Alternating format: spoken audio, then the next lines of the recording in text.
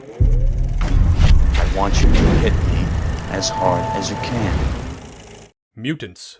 Since the beginning of their franchise, they have been regarded with love, excitement, and sometimes hatred. Across the planet, debates rage about which films in the franchise are superior, and which were unnecessary. Which directors actually had a unique vision that would honor the source material, and which of them were simply there to fight for their time in the spotlight. Either way, it's an historical fact. Being honorable has never been Hollywood's defining attribute. The X-Men universe is one of the most successful film franchises of all time, ranking 8th overall, and 4th in the superhero world behind Batman, Spider-Man, and the entire Marvel Cinematic Universe. X-Men comics spawned 12 films, counting the Wolverine and Deadpool movies, with a 13th arriving, eventually, in the form of the New Mutants. X-Men also had a tremendously successful cartoon in the 90s, which was surprisingly true to its source material. But you can't mention the success of a franchise without examining its flaws, and 2006's X-Men: The Last Stand was an obvious flaw for characters, story, emotion, and timeline throughout the films. And yet it's also one of the highest-grossing X-Men movies. Being the follow-up to the superior X2 X-Men United, The Last Stand was meant to be the end of a trilogy of films and the end of a franchise. And yet filmmakers spent future movies trying to retcon the decisions and the events of the movie. How did it end up being a disappointment to fans and filmmakers alike? Join us as we jump into Cerebro, narrow down and discover just what the f*** happened to this movie.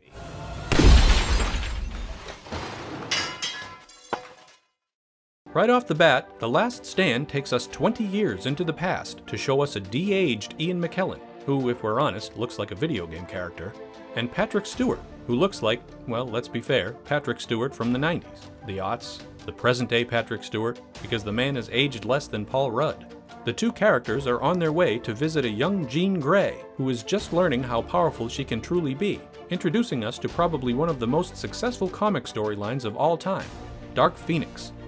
Sometimes split into two sagas, the Phoenix Saga and the Dark Phoenix Saga, Jean Grey's exposure, absorption, and eventual corruption to the Phoenix Force spanned the X-Men comics from 1976 to 1980. It is one of the most popular story arcs in the history of comics, and for good reason. More on that later. The question raised 20 years ago, we are like you. Really? I doubt that. fans will remember catching a glimmer of this in X2, and it sets up the introduction to the extremely popular Phoenix storyline in the X-Men movies. But then, surprisingly, before we're taken back to present day, we see plot point number 2. Yes, plot point number 2, the studio's plot point. The point that would make the Dark Phoenix story a little less dark. To be fair, this movie will spawn as many plot points as possible to keep things from becoming too much like the comic. Here we see Angel, one of the original X-Men from the comics, finally being introduced in the films, but as a young boy discovering that he's a mutant and trying to hide it from his father, who will go on to discover and develop a cure to the mutant gene. Yes, a cure. This storyline was ripped straight from the pages of Joss Whedon's gifted story arc in the astonishing X-Men comic series, and it serves a few purposes for our story. First, it creates conflict among the X-Men, as some see it as offensive, and others are genuinely tempted to change their lives with it. Second, it motivates Magneto, who is incensed by the cure, and wants to end those that have developed it. And lastly, it takes the focus away from the Phoenix storyline. Now, you may be asking yourself, why would they make a Phoenix movie but take the focus away from Phoenix? And that would be a great question, one that had audiences scratching their heads once they left theaters. Unfortunately, the answer goes back to that age-old story of studios interfering in the creative process. You see, when the Dark Phoenix saga was introduced to fans in 1976, there were plenty of female characters in comics at the time. Wonder Woman was one of the mainstays in DC Comics, whereas Marvel had the likes of Susan Storm from the Fantastic Four and the Wasp, who was with the Avengers. But these female heroes tended to be more humane in their approach to conflict. Jean Grey certainly was as a member of the X-Men, but with the Dark Phoenix saga, Grey was transformed into something very different, the most powerful force in the universe. To sum up, the X-Men were in space doing, superhero space things, and were traveling back to Earth. During re-entry, Jean Grey absorbed a solar flare that unlocked and unleashed her full abilities. This made her not only extremely powerful, more powerful than any other mutant, but also extremely dangerous. Jean bottles up these powers with psychic barriers to keep them under control. In a fight with the Hellfire Club, she uses the power of the Phoenix and inadvertently breaks the barriers controlling the Force. She's then instantly all consumed with her powers, and she ultimately becomes the Dark Phoenix. After nearly killing all the X-Men, she then retreats into space and, feeling a little famished, consumes an entire star, which then destroys a solar system and ends the existence of 4 billion living beings. A little less hero-ish and kind of villainous, no? The Shi'ar, after the planetary devastation and the destruction of one of their own ships, capture Jean Grey and the X-Men and make them battle the Shi'ar Imperial Guard for Jean's life. The X-Men fight hard, but ultimately lose. Jean is once again transformed into the Phoenix and unleashes hell on the battlefield. Professor Xavier psychically tells the X-Men to stop her, and Jean herself even begs the X-Men to kill her. In her last human act, she makes the decision herself. Jean enters a machine made by the Shi'ar and blows herself up to save her friends. She sacrifices herself to prevent further carnage, a lesson some current superheroes could stand to learn. There's so much packed into that story that changed comics from that point forward. For starters, Marvel's female heroes hadn't hit their best days yet. Sure, they changed the game by having a woman on each of their 3 major teams, but their purpose beyond being a crush for the male teammates was minimal. But now, not only was a female front and center, but she was the most powerful being in existence. Gender roles aside, the premise of the arc itself had not yet been explored. What if a hero became so corrupted by their own power that they turned into the most terrifying villain ever known? Those elements would have been great to explore in a superhero movie, but unfortunately, they never were, or at least not to the satisfaction of fans. When we look back, we don't generally see the first 2 X-Men movies, directed by Bryan Singer, as certifiable masterpieces, but they did usher in a new era of comic book films. In the decade before, the most successful superhero films were undoubtedly the Batman series. Things started off a little gothic, with Tim Burton at the helm. Then Joel Schumacher made things a little more, well... With the introduction of the X-Men films in the year 2000, superhero movies started to become a little more grounded. There were uniforms, sure, but they weren't flashy, they were tactical. The motivations for each character felt more personal.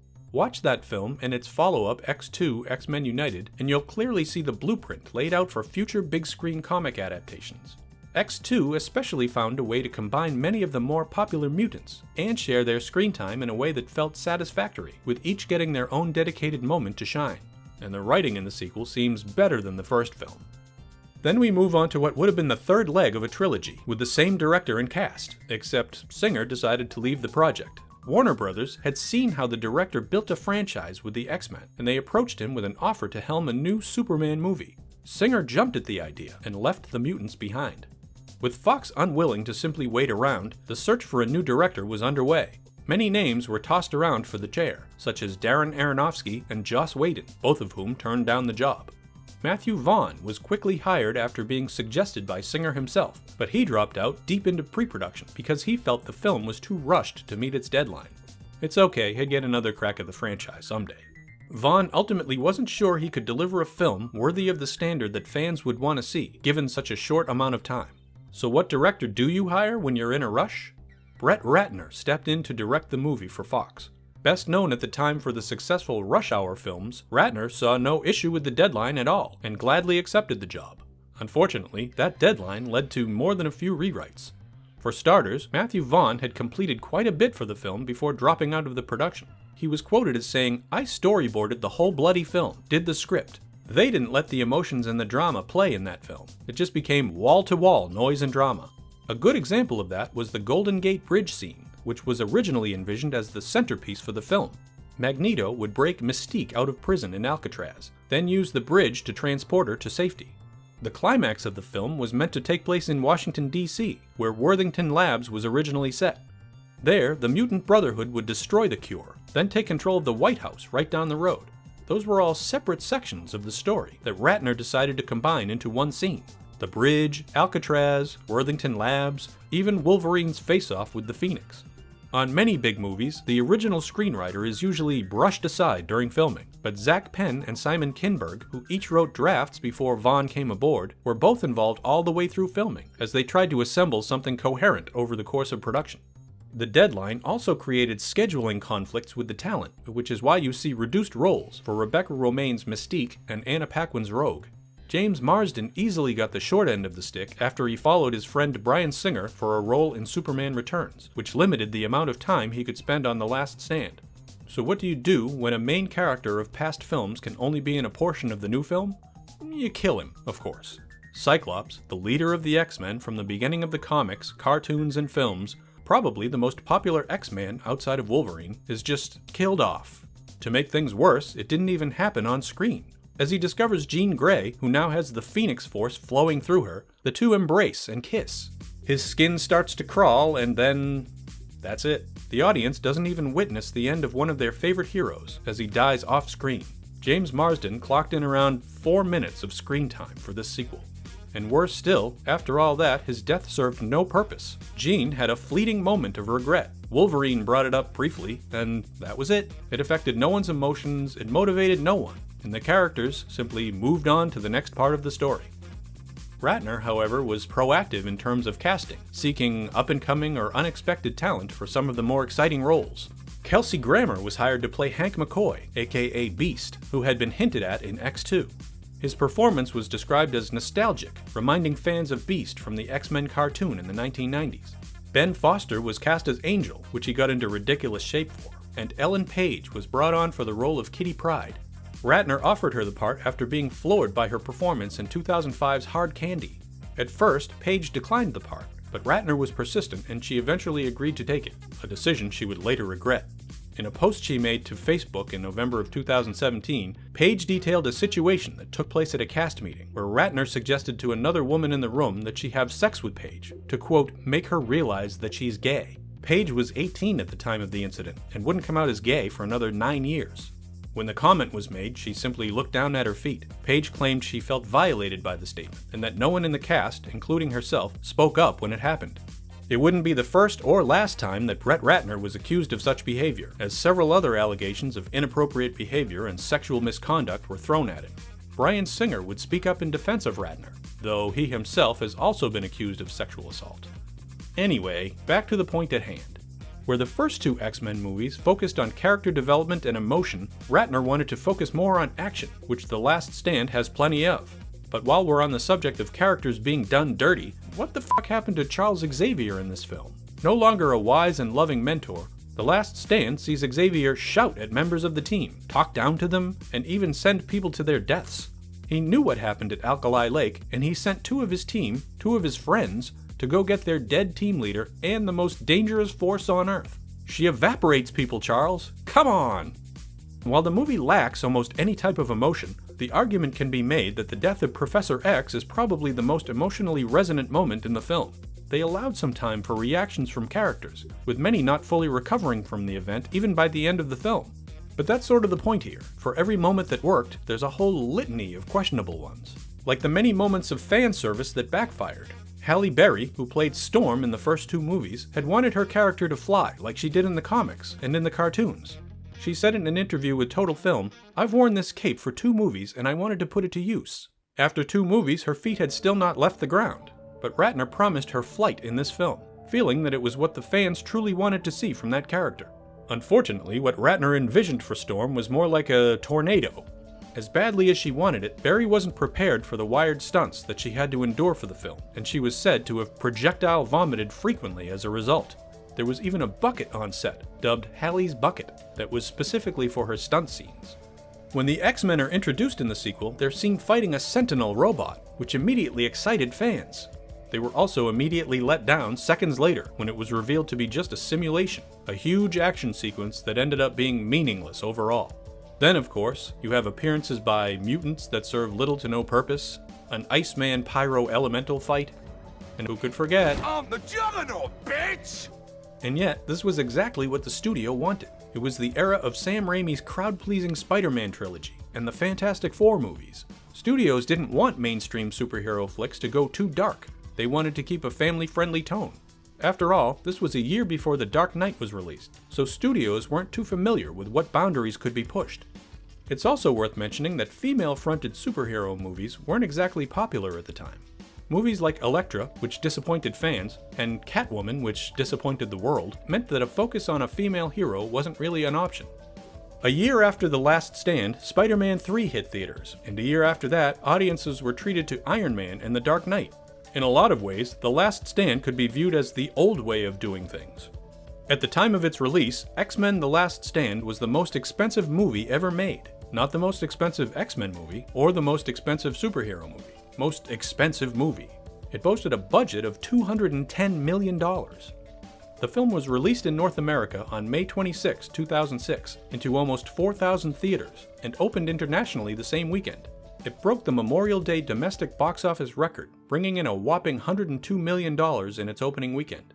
While it also did well overseas, grossing $76 million that weekend, it was beaten by the Da Vinci Code. And all of its records were crushed about 6 weeks later with the release of Pirates of the Caribbean: Dead Man's Chest. The Last Stand eventually grossed $459 million worldwide, and it remained the highest-grossing film in the X-Men franchise until it was defeated 8 years later by Days of Future Past. CinemaScore, which measures audience reaction, gave the film an A-. However, critic scores on Rotten Tomatoes gave the film an average of 57%. Roger Ebert enjoyed the film, stating, "I liked the action, I liked the absurdity, I liked the incongruous use and misuse of mutant powers, and I especially liked the way it introduces all of those political issues and lets them fight it out with the special effects." Other critics weren't so kind. Variety's Justin Chang claimed the film was a wham-bam sequel, noticeably lacking in the pop gravitas, moody atmospherics, and emotional weight that made the first two Marvel comic book adaptations so rousingly successful. To this day, the film is widely criticized by fans for the deaths of favorites like Jean Grey, Cyclops, and Professor X. When asked about the film, writer Simon Kinberg said, "There are a lot of things about X3 that I love, and there are a lot of things that I regret." He claimed he would have preferred the Phoenix storyline to have taken center stage, but admitted that the overall darkness of the Phoenix saga was a huge gamble for a film that had such a massive budget, which was another contributing factor to the many rewrites.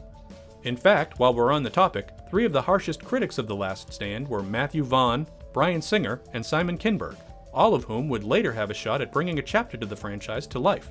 Vaughn directed 2011's X-Men First Class, which is the second lowest grossing film in the franchise, but one of the most critically acclaimed. Singer came back to direct 2014's X-Men Days of Future Past, which received the most praise from critics, and remains the highest grossing entry in the franchise. Many fans see Days of Future Past as the real third installment of the franchise, as opposed to Ratner's The Last Stand, and Singer was seemingly fine with that.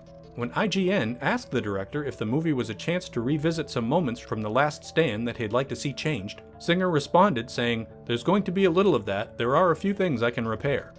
Finally, Simon Kinberg got a chance to correct those regrets of not making the Phoenix storyline the main plot when he made his featured directing debut with 2019's Dark Phoenix. But that is definitely a what the fuck happened story for another time.